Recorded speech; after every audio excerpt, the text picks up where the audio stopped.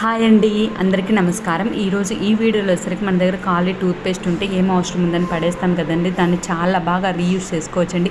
ఈ video last వరకు చూస్తే మీకే అర్థమవుతుందండి. ఫస్ట్ ఫ్రంట్ పార్ట్ ఉంటుంది కదండి, అది కట్ చేసుకున్నానండి పేస్ట్కి.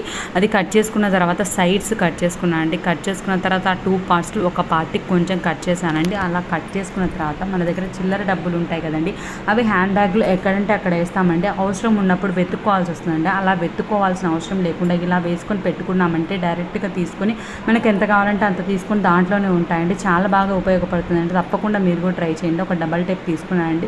డబల్ టేప్ తీసుకొని మనం ఓపెన్ చేసి పెట్టుకున్నాం కదండి, అక్కడ పెట్టేసుకొని మనం క్లోజ్ చేసుకున్నామంటే చాలా బాగుందండి. తప్పకుండా మీరు కూడా ట్రై చేయండి. ఇలా దీంట్లో పెట్టుకున్నామనంటే ఎక్కడ పెట్టుకున్నామనే ఆలోచన ఉండదండి. మనం హ్యాండ్ బ్యాగ్లో పెట్టుకున్నామంటే నీట్గా ఉంటుందండి. ఈ వీడియో ఎలా ఉందో తప్పకుండా కామెంట్ చేయండి. ఈ వీడియో నచ్చినట్లయితే తప్పకుండా లైక్ చేయండి, షేర్ చేయండి, సబ్స్క్రైబ్ చేయండి. Thank you.